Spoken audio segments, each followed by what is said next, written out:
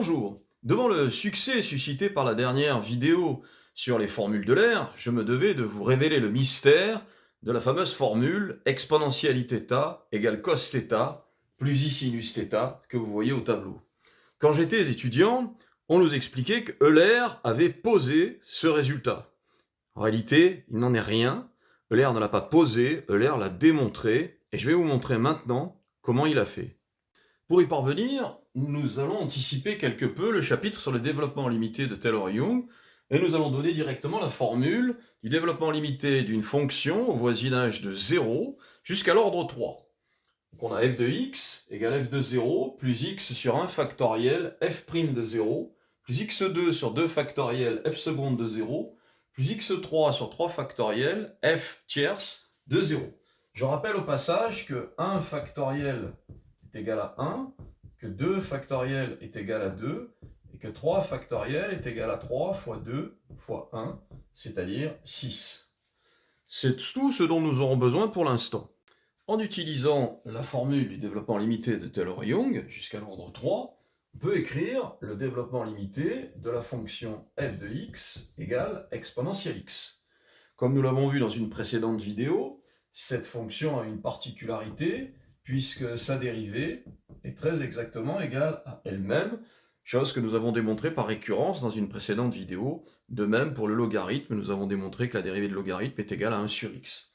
Alors, ici, il va de soi que f' de x sera donc égal à exponentielle x, f seconde de x sera toujours égal à exponentielle x, et f tierce de x encore égal à exponentielle x.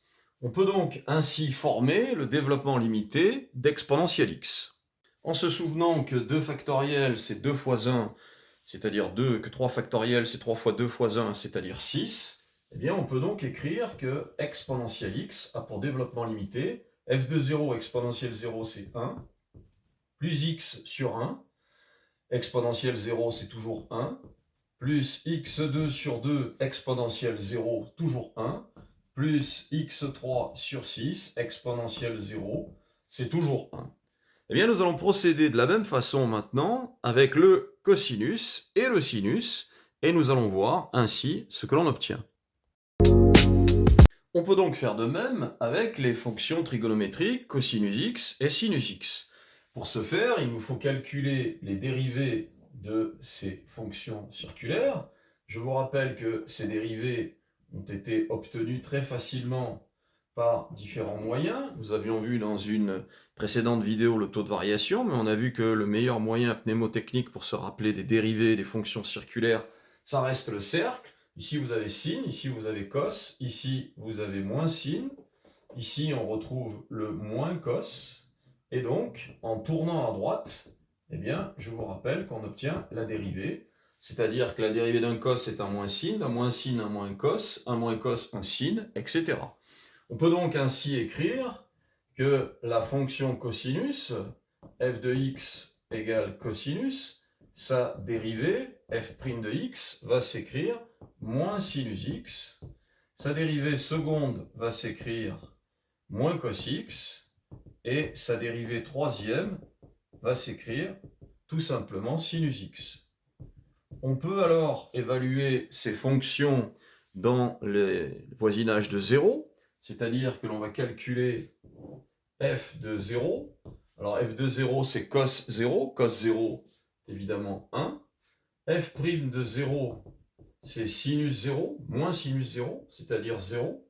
f seconde de 0 c'est moins cos 0, mais moins cos 0 c'est moins 1. Et enfin, f tierce de 0, eh bien c'est sinus 0, c'est 0. On peut donc écrire maintenant le développement limité de cosinus x, qui va prendre la forme suivante. Cosinus x égale f de 0, c'est-à-dire 1, plus x fois la dérivée en 0, c'est-à-dire x fois 0, plus x2 sur 2 fois la dérivée en 0, la dérivée seconde, c'est moins 1, plus x3 sur 6, 3 factoriel, fois 0.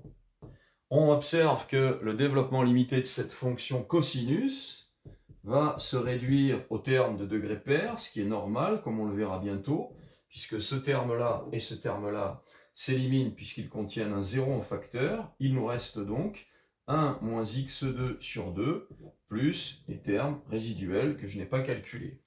Nous allons faire de même maintenant avec le sinus x. Nous allons donc considérer la dérivée de la fonction f de x égale sinus x. Alors la première dérivée, conformément à ce que nous dit le cercle trigonométrique, en tournant à droite, on obtient bien le cos x. La dérivée seconde, eh bien, sera un moins sinus x. Quant à la dérivée troisième, eh bien, toujours conformément au cercle, ce sera moins cos x. On peut évaluer ces différentes fonctions et dérivées au voisinage de 0. F de 0, c'est sinus 0. Sinus 0, c'est donc 0. F' de 0, c'est cos 0, c'est 1. F seconde de 0, c'est moins sinus 0, c'est donc 0. Et F tierce de 0 sera égal à moins cos 0, c'est-à-dire moins 1. On peut donc, en suivant la formule que j'ai laissée au tableau, c'est-à-dire la formule du développement limité au voisinage de 0 d'une fonction f de x, formule de Taylor-Young, nous aurons donc sinus x égale f de 0, 0, plus x sur 1 multiplié par f' de 0, c'est-à-dire 1, plus x2 sur 2 factoriel, c'est-à-dire x2 sur 2 multiplié par f seconde de 0, c'est-à-dire 0, plus x3 sur 3 factoriel, c'est-à-dire sur 6, multiplié par la dérivée troisième de f, c'est-à-dire moins 1, plus évidemment tous les termes résiduels que je n'écris pas. Là encore, on observe, et on le verra bientôt dans le chapitre sur les développements limités, cette fonction étant impaire, elle ne peut contenir que des termes d'ordre impair, c'est-à-dire des termes d'ordre 1 et d'ordre 3.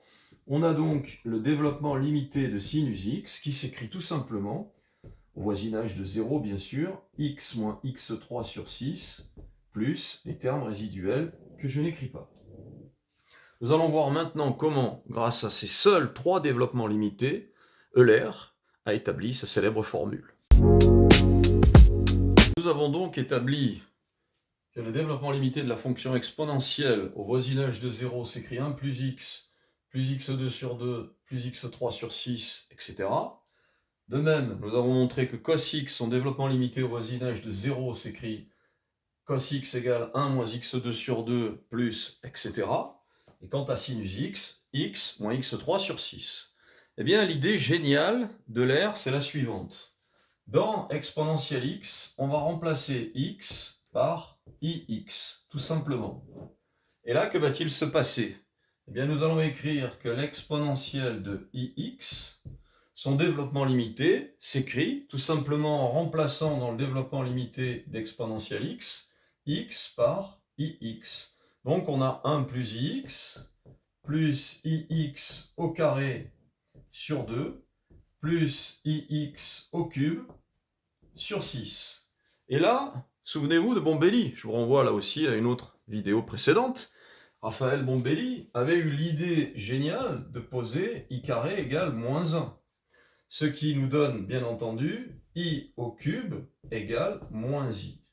On peut donc écrire maintenant l'exponentielle de ix sous la forme 1 plus ix plus i carré x, c'est-à-dire moins x2 sur 2, plus i cube x 3 sur 6, c'est-à-dire moins i x3 sur 6, plus les termes résiduels que je n'écris pas. Eh bien, vous allez voir que ce développement limité d'exponentielle ix, conjugué avec le cos x et le sinus x, si j'ose m'exprimer ainsi, eh bien, va nous permettre d'établir la formule de l'air. Nous venons donc de montrer que exponentielle ix s'écrit 1 plus ix moins x2 sur 2, moins i x3 sur 6.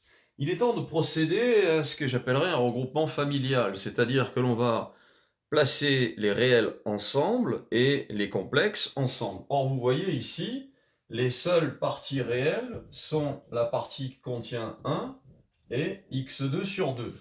Quant aux parties complexes, eh bien, elles sont derrière le facteur i. Nous avons donc ix ici et moins i, x3 sur 6. Eh bien, si l'on procède à ce regroupement, eh bien, on observe que l'exponentielle ix est tout simplement égale à 1 moins x2 sur 2 plus i facteur 2 x moins x3 sur 6. Et là, plus les termes résiduels, bien sûr, que je n'ai pas écrits. Et là, qu'est-ce que vous découvrez? Vous découvrez que ceci n'est rien d'autre que le développement limité de cos x, alors que ceci n'est rien d'autre que le développement limité de sinus x. Et c'est ainsi que l'air a pu établir qu'exponentielle ix est égale à cos x plus i sinus x, formule qui est à la base de la démonstration de la vidéo que vous avez, semble-t-il, fortement appréciée. À très bientôt.